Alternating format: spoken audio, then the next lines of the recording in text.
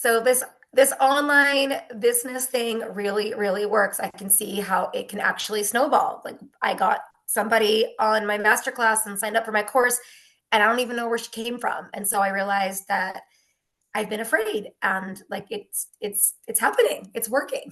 Yay!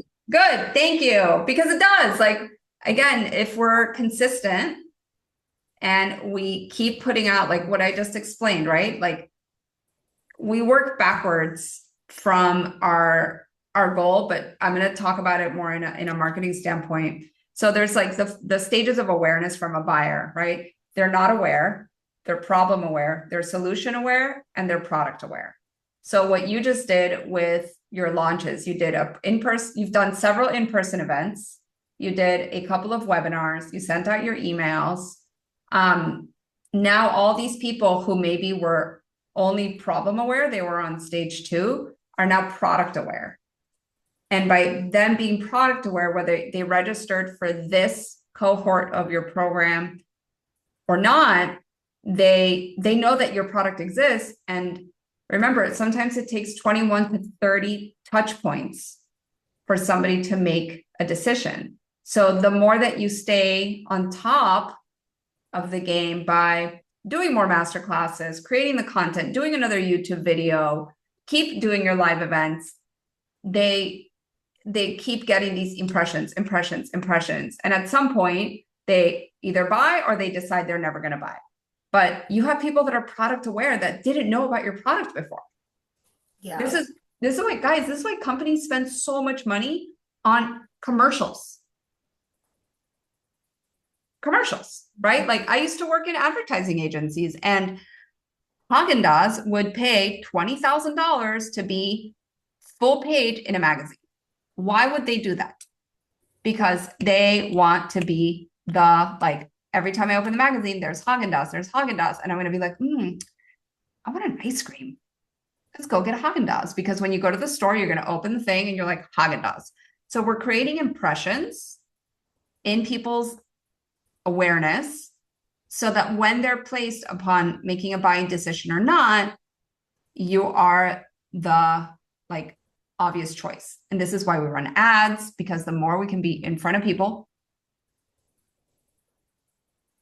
the more impressions. So there's a great saying by Dan Kennedy, and I'm going to butcher it because I'm the worst at doing this, but it's basically the person who can afford to get the most leads wins. Right? So whether we're paying for it via ads or we're doing our own organic marketing and visibility and all that, it's really right now like up to us to get in front of those people. Like write the people to get on the podcast. Like who knows? Maybe they say yes. Like, is there a microdosing podcast? Is there like a author podcast? Is there a ayahuasca podcast, plant medicine like, you know what I mean? If we don't go out and look for these people, like, no offense, but I'm not going to reach out to you guys and be like, hey, do you guys want to be on my podcast?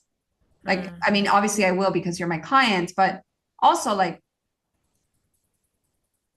it's, you want, like, if I'm creating these platforms, and I'm not saying me, but like, let's say person A who talks about psilocybin, if Ivy doesn't reach out to them, maybe they don't never know who Ivy is. Now they're in your sphere.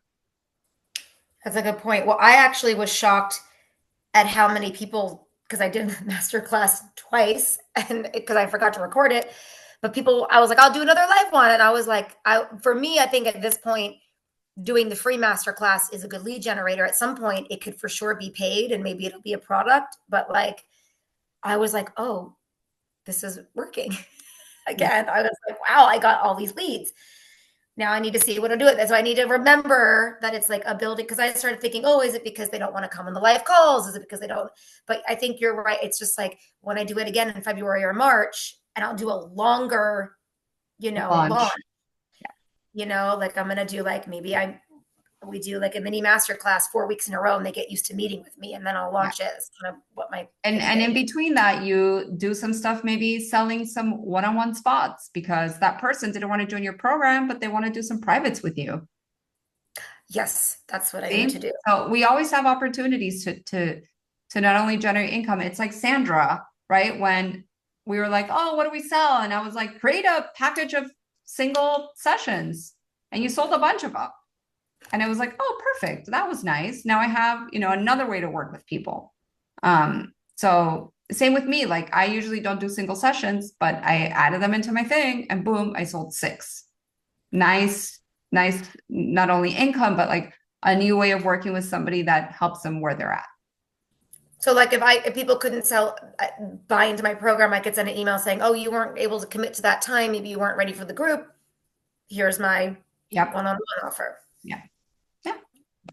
Amazing. I'm so happy. Great, good job, Ivy.